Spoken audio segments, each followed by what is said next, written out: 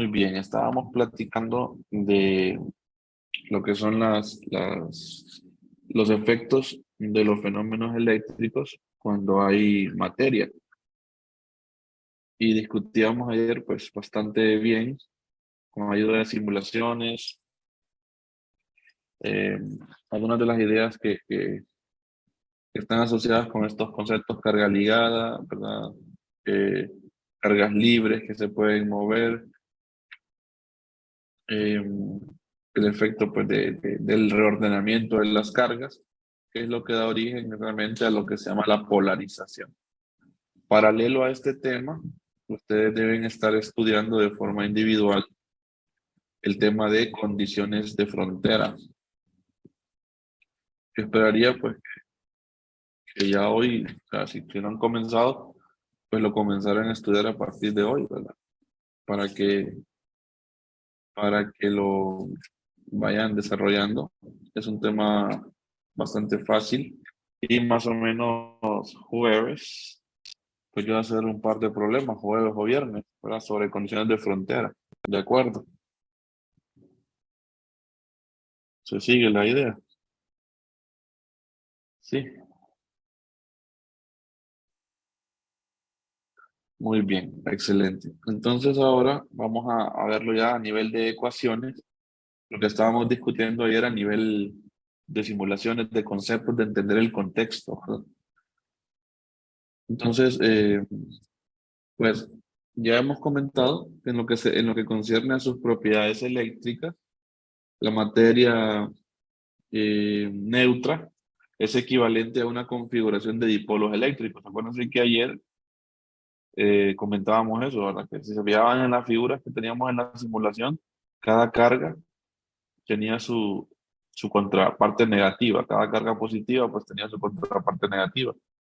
De tal forma que no había momento monopolar. Entonces la materia pues tiene un momento monopolar igual a cero y comienza con momentos dipolares igual a cero porque está ordenada de forma asimétrica.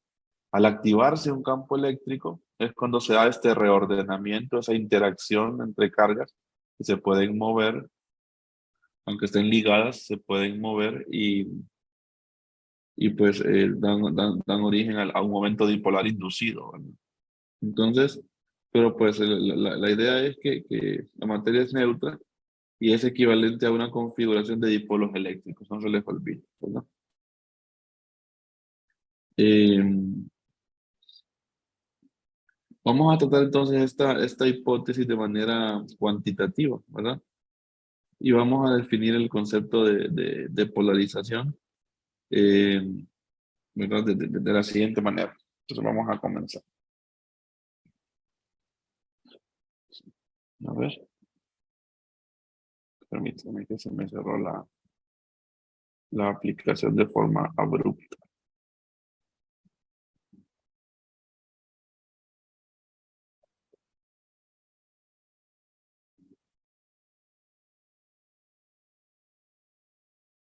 Aquí está. Entonces vamos a definir a la polarización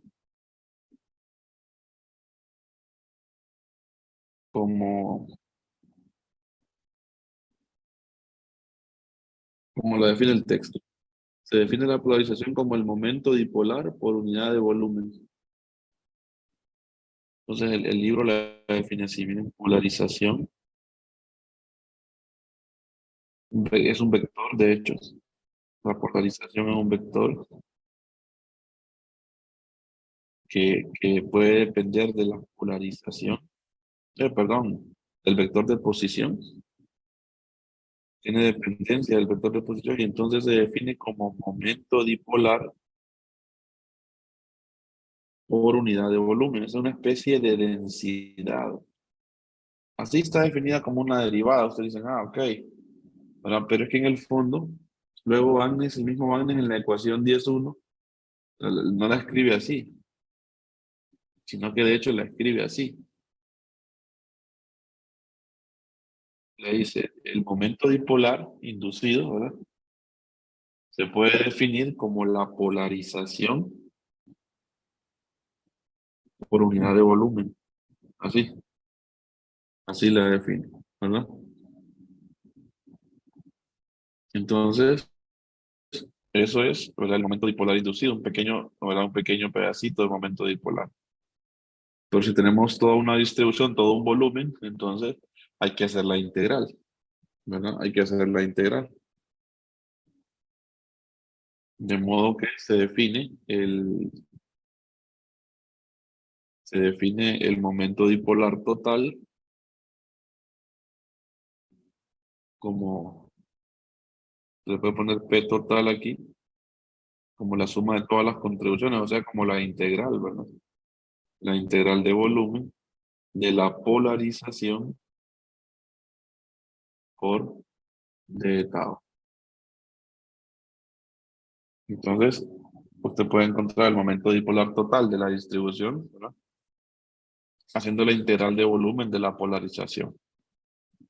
Entonces se define como momento dipolar por unidad de volumen, pero esta polarización no es uniforme, o sea, no siempre, o sea, yo no puedo decir que polarización es momento dipolar entre volumen, no, así directamente no, porque por eso se ponen diferenciales, porque es que realmente no es uniforme siempre la polarización. Así como puede ser uniforme, puede depender de la polarización, puede depender del vector de posición, perdón. Pero no siempre va a ser uniforme, entonces cuando algo no es uniforme se define. Su definición general es la forma de integral. Si es uniforme, entonces sale de la integral y la integral de volumen del diferencial de volumen, pues es el volumen. Y entonces ahí sí puede decir usted que la polarización sería momento dipolar por unidad de volumen, ¿verdad? Cuando es uniforme, pero si no es uniforme, ¿no? Entonces uno debe de definir las cosas en su forma más general. Así como definía usted presión en física 1, por ejemplo. ¿Recuerdan ustedes en física 100? Ustedes definían presión como un diferencial de fuerza, ¿verdad? Un diferencial de área. No decían ustedes fuerza en real de un solo. Porque de hecho el diferencial de fuerza era la presión, ¿verdad? Por el de área. Entonces se integraba esto, ¿verdad? Y entonces ahí es donde aparecía la fuerza, como la presión, ¿verdad? Por unidad de área. Entonces más o menos así es como se define la polarización. Se sigue la idea. Examinemos las unidades, a ver qué unidades tiene la polarización. O sea, sería interesante ver aquí las unidades de la polarización. A ver con qué nos estamos enfrentando. El estudiar las unidades ayuda mucho a saber a qué nos estamos enfrentando ahora. Entonces, la unidad sí para la polarización, ¿cuál sería?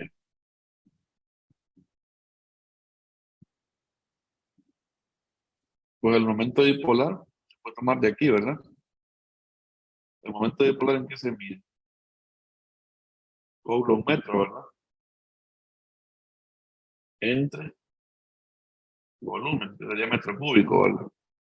Entonces la unidad sería Coulomb por metro entre metro cúbico.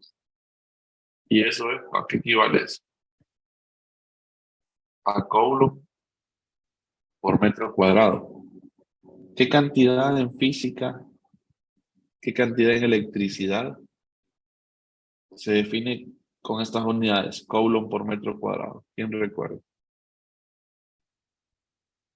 ¿Qué es esto? ¿A qué nos estamos enfrentando?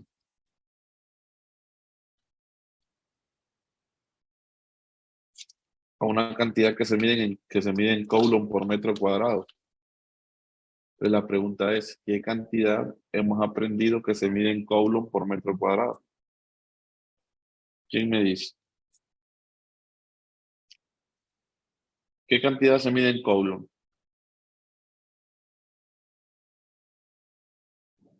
¿Qué cantidad se mide en Coulomb? Participen.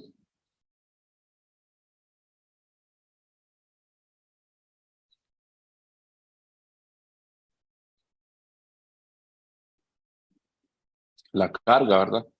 Ajá. ¿Y qué cantidad se mide entonces entre Coulomb por metro cuadrado? ¿Qué cantidad es carga entre área?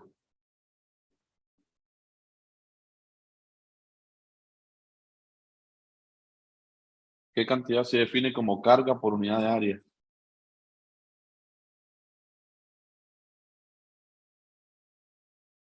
La densidad superficial. La densidad superficial, correcto, Orlando. Entonces, miren qué interesante que la polarización tiene unidades de densidad de carga superficial. Vean qué interesante, ¿sabes? Este nuevo vector que estamos definiendo, polarización, que tiene que ver cuando la materia pues interactúa con un campo eléctrico y se reordena, tiene unidades de densidad de carga superficial.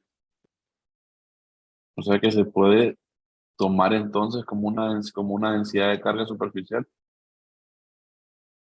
Sería útil analizar eso, ¿no? Y también ver qué relación tiene. Entonces, si la densidad de carga si la polarización se define como una densidad de carga superficial, entonces tendrá que tener alguna relación con el campo eléctrico, ¿verdad? Porque el campo eléctrico lo generan las cargas, ¿sí o no? Esto tiene densidad, unidades de densidad de carga, entonces ahora vamos a ver una relación, ¿verdad? Para ello, pues vamos a estudiar el potencial. Vamos a intentar sacar el potencial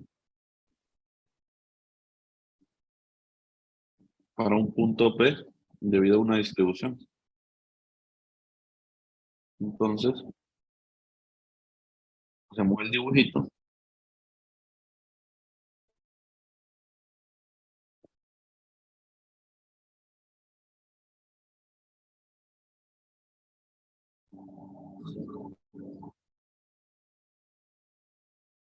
Hacemos el dibujito y tenemos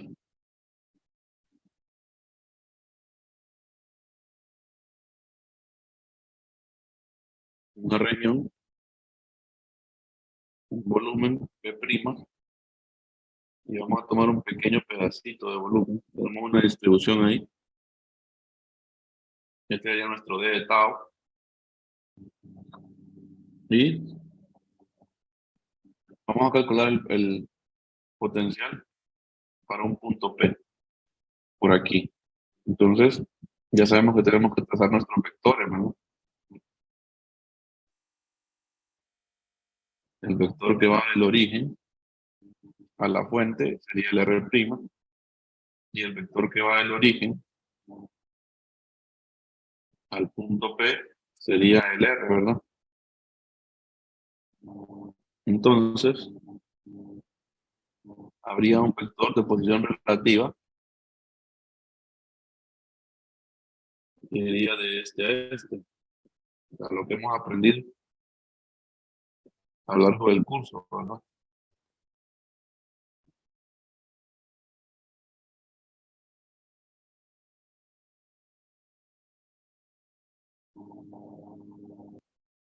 Muy bien. Entonces, se puede encontrar el potencial dipolar.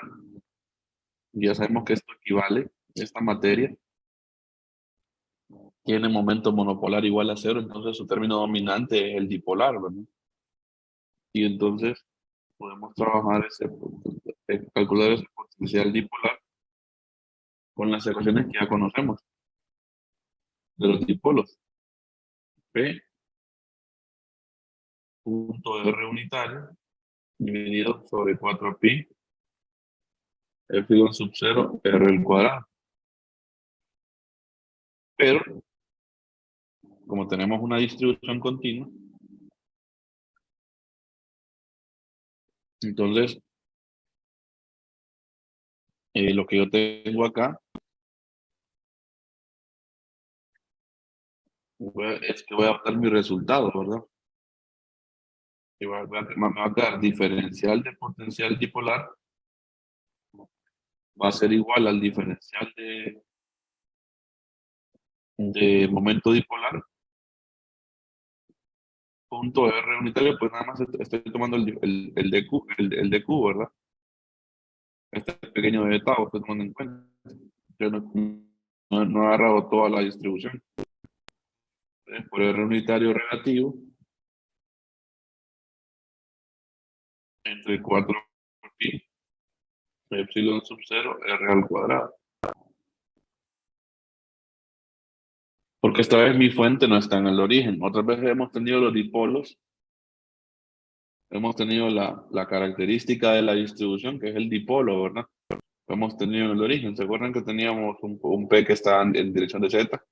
O otro P que estaba aquí arbitrario, ¿se acuerdan? En el problema 813. Pero ahora ese dipolo está aquí porque está asociado con la materia, no está en el origen. Entonces, por eso es que he cambiado de esto a esto. Ok. Entonces yo podría cambiar, en lugar de momento dipolar, usar esta definición, ¿verdad? O sea, cambio momento dipolar por polarización de estados. Y entonces, yo puedo decir que el diferencial de momento dipolar es igual a la integral de volumen, perdón, estaba yo cantándome otras cosas, a polarización por d de tau, la cambié esto por eso, punto R unitario relativo entre 4pi epsilon sub 0 R cuadrado. Entonces, ese es el potencial debido a ese pequeño elemento de carga que escogí, el de tau. Pero si yo quiero la contribución total al potencial, si yo quiero la contribución total, entonces lo que hay que hacer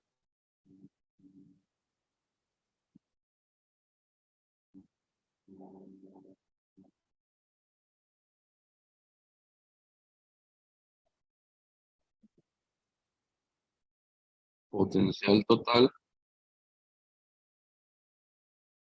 va a ser igual a potencial dipolar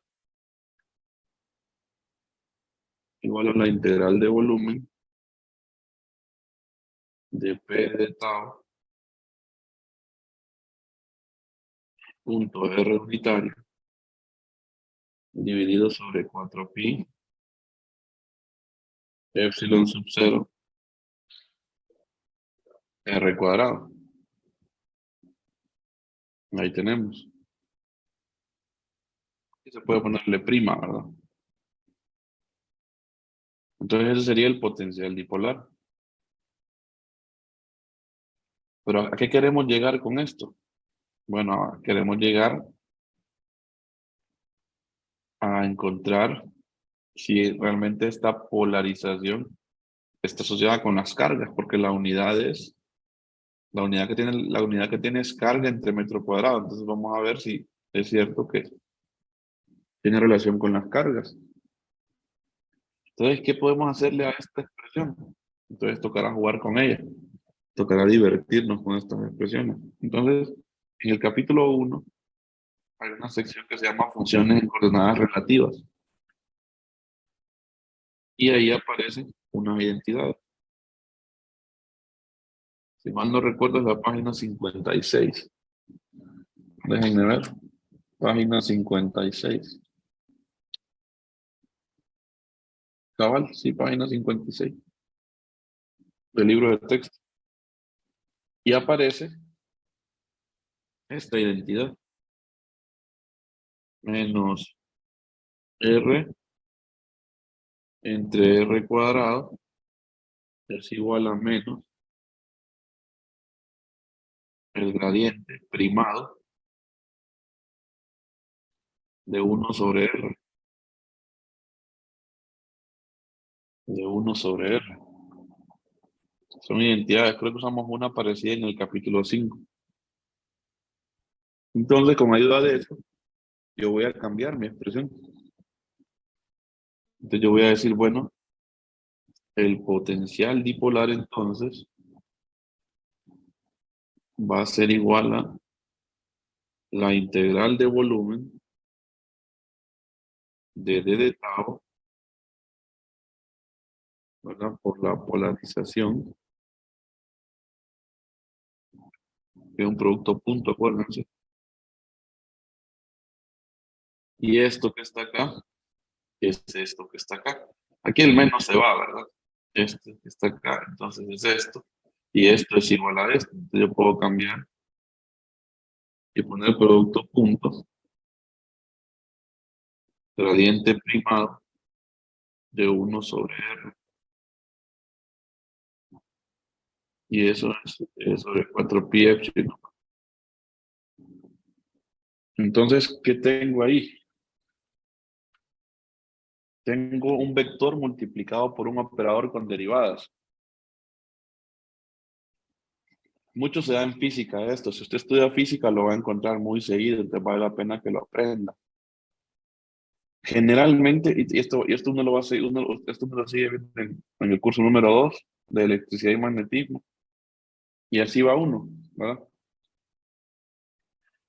Tomando estas ideas. Entonces, vean esto. Esto es lo que vamos a trabajar. ¿Y por qué sé que lo puedo trabajar? Porque me quedó un vector en un producto multiplicando por operadores que tienen derivadas. Eso me recuerda a la regla del producto. ¿Quién se acuerda de la regla del producto de cálculo, de derivadas? La derivada del primero, dice, por el segundo, más el segundo por la derivada del primero, ¿sí o no? Bueno, usted decía la derivada de A con B, ¿no? Y entonces, usted decía así, derivada de A por B. Usted decía A' por B más eh, B' por A. En el fondo usted puede escribirlo así, ¿va? Derivada de A con respecto a la variable, ¿verdad? Poniéndole, por ejemplo, X, ¿va? Por B, más derivada de B con respecto a la variable, que puede ser X, ¿verdad? Por A. Pero aquí tiene un operador de derivada, ¿lo ve? Entonces, aquí yo tengo un producto con nabla. Entonces, esto me recuerda la regla del producto, solo que en lugar de tener operadores de derivada, tengo al nabla. No sé si me siguen la idea.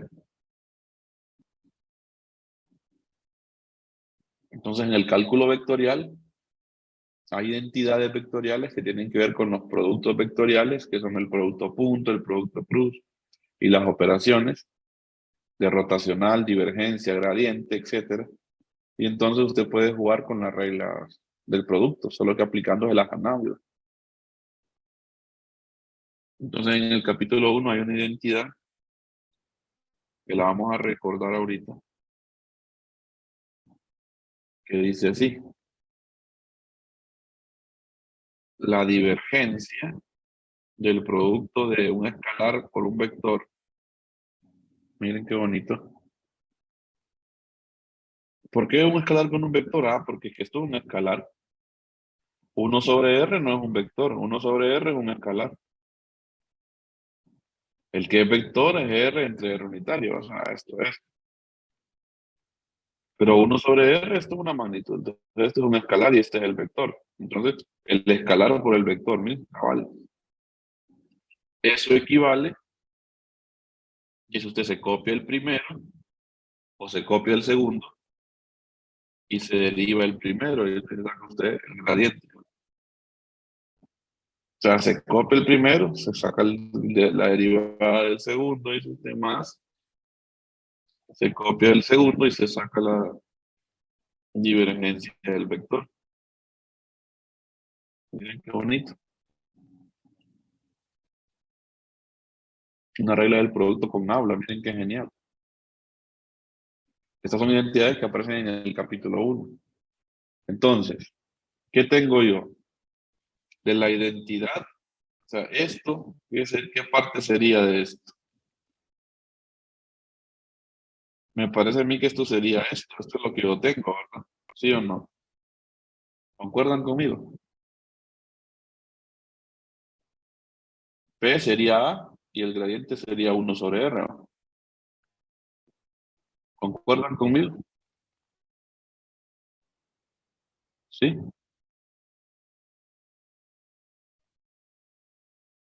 ¿Se va siguiendo?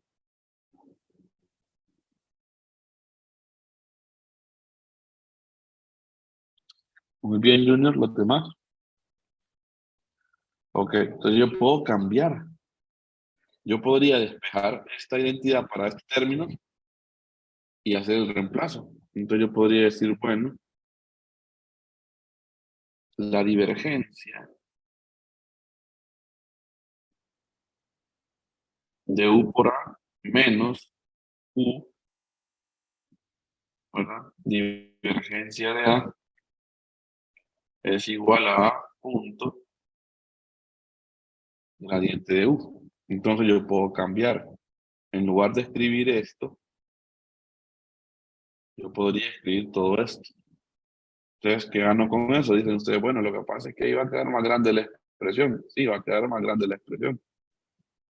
Pero van a aparecer cosas interesantes. Potencial dipolar entonces sería integral de volumen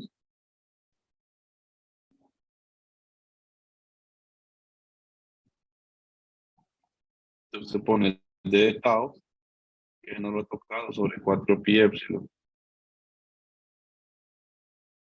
volumen. Y aquí coloca esto de acá. Gradiente, coordenadas primas lo tenemos nosotros, entonces ponemos gradiente primado. ¿De quién? De U por A. ¿Y quién es U? 1 sobre R. ¿Y quién es A? La polarización. Entonces usted puede poner, bueno, de hecho es una divergencia, ¿no? De A sobre R prácticamente. Pero A es la polarización, ¿verdad? Entonces pongo polarización. Ese es este término de acá. Menos dice U, o sea, 1 sobre R, menos 1 sobre R, divergencia de A. O sea, divergencia de P. Eso es lo que me queda a mí. Yo podría distribuir y separar eso en dos integrales. Yo podría distribuir, entonces me quedaría integral de volumen de d de tau sobre 4 pi epsilon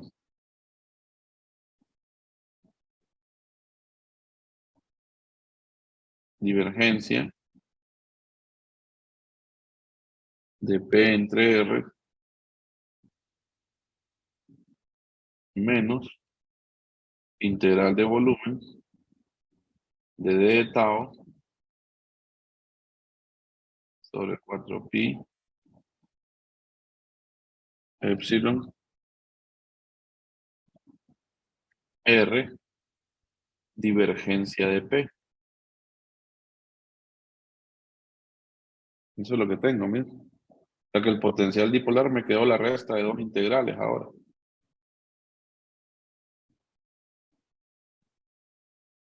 Entonces vamos a ver aquí. Tengo una integral de volumen. Miren qué bonito. Tengo una integral de volumen y esto que es una divergencia, ¿verdad? Miren, esto es una divergencia, pues tengo el producto punto en habla con esto. Esto es una divergencia. Entonces, ¿será que podemos aplicar el teorema de la divergencia? Sí, ¿verdad? Podemos aplicar nuestro querido teorema de la divergencia. Y entonces, a esta parte le vamos a aplicar el teorema de la divergencia. ¿Y qué decía el teorema de la divergencia? Ustedes lo demostraron varias veces, ¿no? Decía que la integral de volumen de la divergencia era igual a la integral de superficie del campo, ¿verdad? Punto del diferencial de área. Entonces, dicen ustedes, se aplica el teorema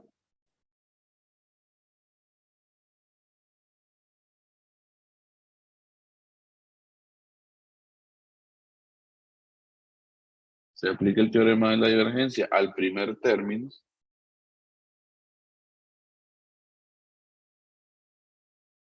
Al primer término.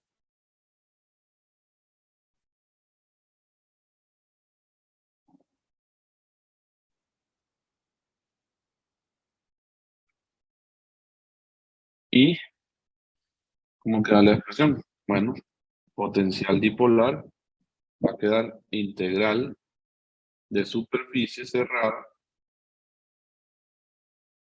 de 1 sobre 4pi epsilon sub 0 r, polarización dividido por r. Bueno, aquí de hecho le puse el r acá, pero mejor para que se vea de orden. Esto era lo que era la divergencia, ahora se pasó, quedó el campo nada más. Punto de DA más, porque este está menos, pero vamos a introducir el menos a la expresión. Entonces más integral de volumen de menos la divergencia de P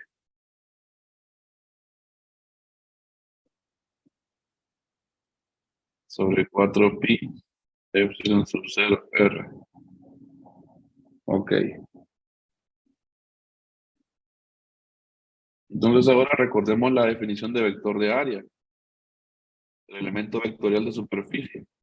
Si recordamos la definición del vector de área, se define como d de a en dirección normal, ¿se acuerdan? Recordar que el d de área se definía como d de a en dirección normal a la superficie. Entonces yo voy a cambiar, esto lo voy a dejar intacto, y en lugar de d de a voy a colocar integral de superficie. Aquí yo cambio, en lugar de colocar d de a, coloco su definición. D de a en n unitario. Aquí sería d de a prima, ¿verdad? En r unitario. Y entonces, yo podría cambiar mi expresión y dejarla ordenada así, miren. Miren qué bonito. Lo puedo dejar ordenada así. Integral de superficie cerrada. ¿De quién? Este vector normal yo lo puedo pasar acá. El producto punto. De hecho, los vectores son estos. Entonces, entre ellos es el producto punto. Y podría dejar P punto N unitario. Podría dejar aquí el DDA sobre 4pi epsilon sub 0r. Y el otro lo podría dejar tal cual.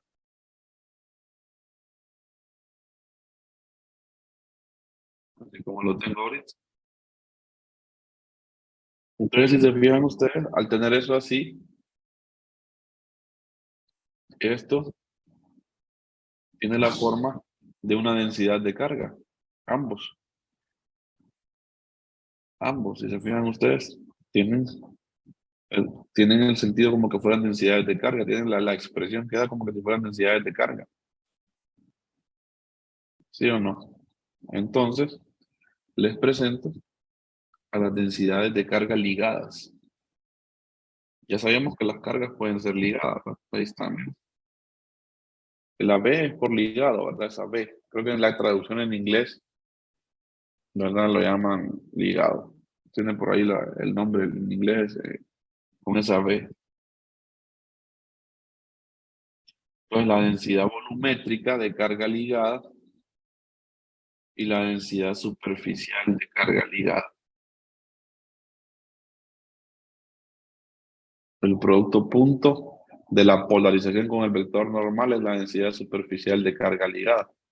Entonces tenía sentido. Tenía unidades de densidad de carga, miren, y me está definiendo la densidad de carga ligada. O sea que la polarización multiplicada por el vector normal me está devolviendo la densidad de carga ligada.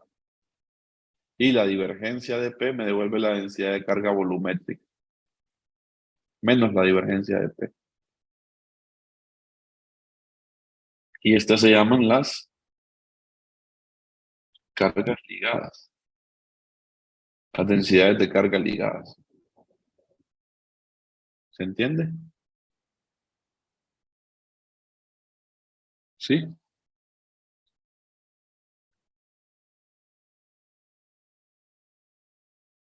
¿Vamos bien? ¿Con las densidades de carga ligadas? Ok, excelente. Entonces, vamos a ver qué pasa con la carga total. Se supone que la materia tiene una configuración dipolar. Y si tiene una configuración dipolar, ¿qué esperaría yo? Que la carga total fuera ¿qué? Si en la materia domina el dipolar,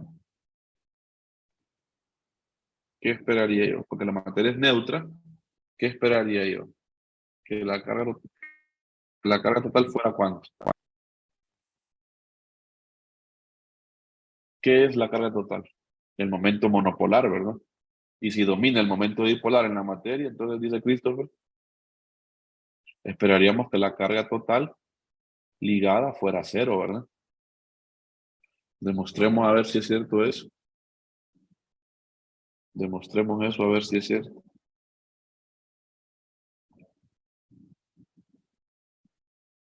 Porque vamos a tener que cambiar de página. Aquí. Dicen ustedes encontrando Q. A ver,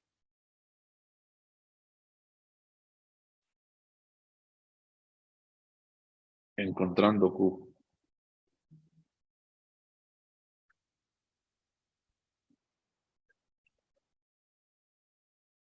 Q es igual a la integral del de Q.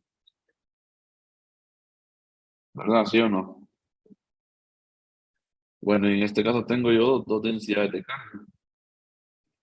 Tengo la densidad de carga volumétrica, entonces sería integral de volumen de la densidad volumétrica ligada, ¿verdad? Más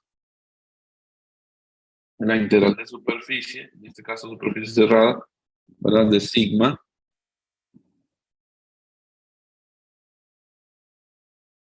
ligada de área. Pero yo sé que la volumétrica se define como la divergencia, ¿verdad? Entonces yo puedo decir, bueno, menos, puedo decir integral de volumen, perdón, de menos la divergencia de P, ¿sí o no?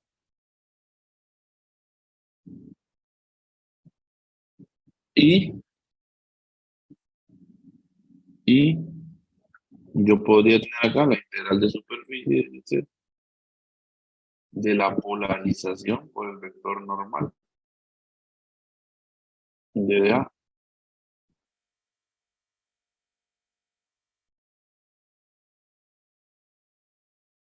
Ajá. Entonces dice usted, bueno, por el teorema de la divergencia, yo puedo cambiar esto, ¿verdad? ¿O no? Yo lo puedo cambiar, dice usted. Entonces yo puedo cambiarlo por la integral de superficie cerrada de menos P punto de dA. Y esto que tengo acá es más integral de superficie de P punto. Y usted puede colocar el D de área aquí en dirección normal. Y entonces, ¿qué pasa ahí? Esto es el diferencial de área. ¿Qué pasa entonces con estas integrales? Son iguales y opuestas, ¿sí o no?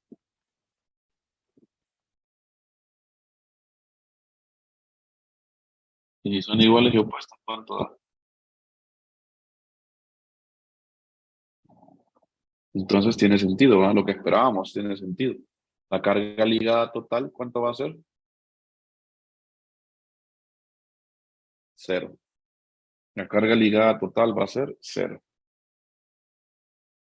¿Qué opinan de eso? Bonito, ¿va? O sea, del concepto del dipolo sacamos todo, porque la materia se comporta como dipolo. Por eso es importante estudiar los multipolos antes, si se fijan. E ir haciendo de forma paralela, porque quizás lo toque mañana eso. De forma paralela quiero que vayan haciendo el estudio de las condiciones de frontera. Si hoy pueden ver otros videos de frontera, macanudos. Yo, no, yo feliz. No son tan largos, creo que duran 10 minutos cada uno. Entonces, con que se vean esos dos videos, van a entender lo que voy a hacerles mañana. Por eso digo, paralelo a que estoy hablando de esto, poco a poco ustedes vayan estudiando los videos de condiciones de frontera. Entonces, dice usted, ya tengo densidades de carga ligadas. Y entonces, ¿qué significa todo esto? Bueno, vea, que cuando algo está polarizado, ese reordenamiento de cargas, que fue la polarización, para que las cargas se reordenaron, esos momentos dipolares, ¿verdad? Esas cargas se reordenaron, entonces dieron un momento dipolar inducido, o sea que ya como un reordenamiento, entonces esa polarización me da origen a una distribución de carga equivalente. Entonces cierta polarización puede equivaler a cierta configuración de carga, por ejemplo. Una polarización, me estoy inventando esto, una polarización que tenga cierta dirección y sea constante, puede equivaler a dos discos, por ejemplo, a dos discos cargados, de los que vimos antes. ¿Se acuerdan que vimos un disco una vez? Un disco me refiero a eso.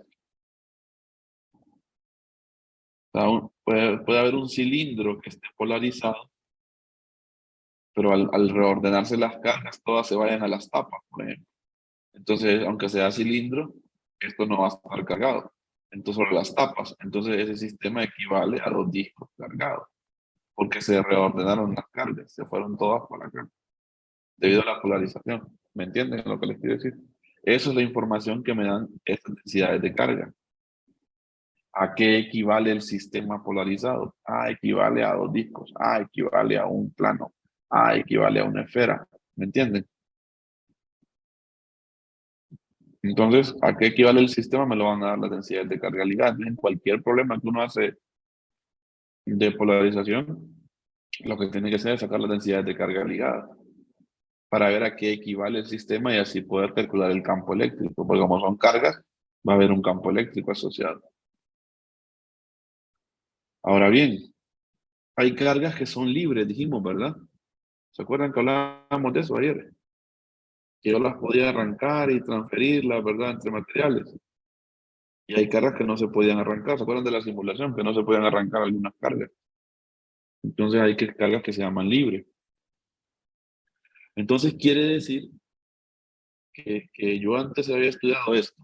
¿Qué era eso? La densidad volumétrica de carga. Entonces quiere decir, dice usted, que las cargas se pueden dividir en dos categorías. Las cargas libres y las cargas ligadas. Entonces, estas son las cargas ligadas y estas son las cargas libres. Si yo sumo las dos, obtengo la densidad de carga total. Entonces, si yo sumo estas dos, a ver qué pasó. No me está moviendo esto. Voy a dejar de compartir y le vuelvo a compartir.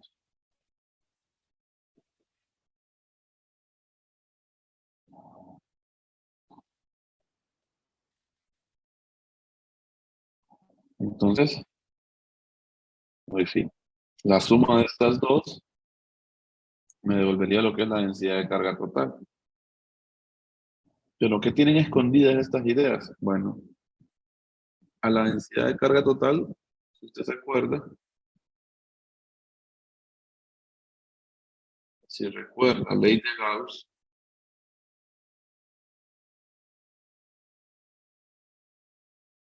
Si usted recuerda la ley de Gauss, tenía usted que la divergencia de E era igual a ρ entre epsilon sub 0, ¿sí o no? Entonces, ¿a qué es igual ρ? Epsilon sub 0, divergencia de E. ¿Sí? Yo puedo cambiar entonces ese ρ, lo puedo cambiar por epsilon sub 0, divergencia de E. ¿Estamos de acuerdo? ¿Qué es esto? La densidad de carga ligada, dice usted, bueno, la acaba de definir. A la densidad de carga ligada usted la puede cambiar por la divergencia, por el negativo de la divergencia de la polarización. En lugar de poner densidad de carga ligada. ¿Pero qué sería esta? Hay que averiguarlo. Entonces, como hay que averiguarlo, usted la deja así. Y despeja para ella. Si despejamos para ella, le va a quedar epsilon sub 0, divergencia de E, y este que está restando acá, pasa al otro lado, entonces pasa a sumar. Más divergencia de P, igual a la densidad libre. ¿Sí?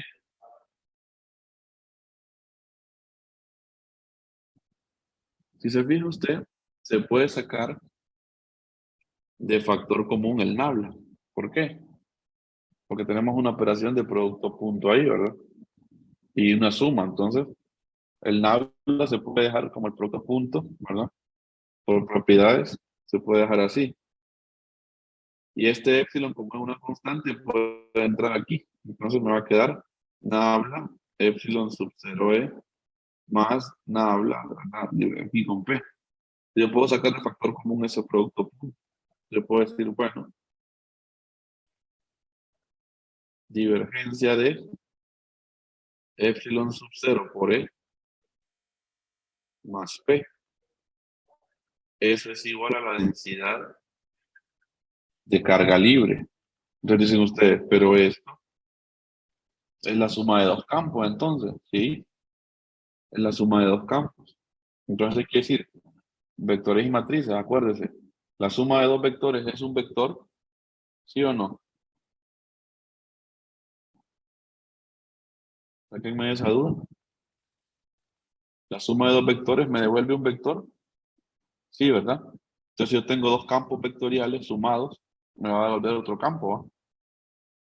¿Qué opinan? O sea que la suma de dos campos vectoriales me va a devolver otro campo. Entonces, les presento al campo que se llama desplazamiento eléctrico. Este. La suma de la polarización más epsilon sub 0 veces el campo eléctrico recibe el nombre de desplazamiento eléctrico.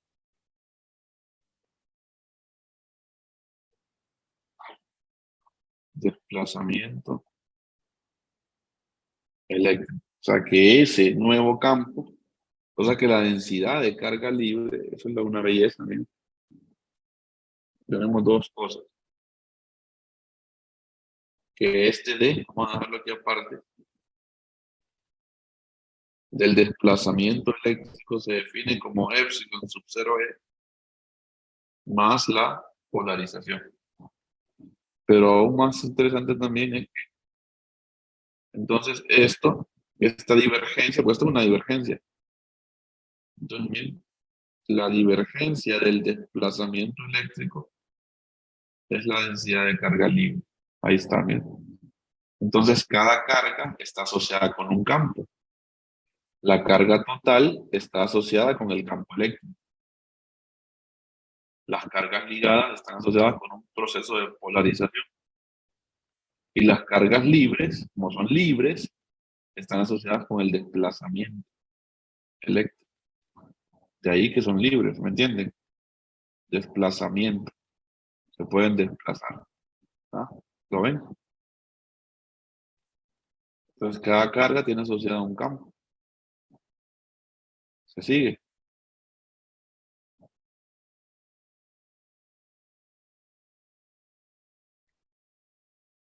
Y este campo se puede controlar a nivel de laboratorio, por eso se vuelve importante. Usted lo puede generar en un laboratorio, usted puede generar el modelo, ¿verdad? Medible, pues la idea es un sistema de laboratorio. ¿Se sigue, muchachos? ¿Sí? ¿Se entendió el nuevo campo que apareció? O sea, pero bueno, nada, aparecieron dos campos, ¿verdad? La polarización y el desplazamiento eléctrico. Ya no solamente tenemos un campo. Y sus divergencias dan origen a cargas, ¿verdad? La divergencia de la polarización da origen a las cargas ligadas. La divergencia del desplazamiento eléctrico da origen a las cargas libres. O las cargas libres, ¿verdad? Dan origen a estos campos. También se puede ver así, ¿verdad? ¿Se entiende, muchachos?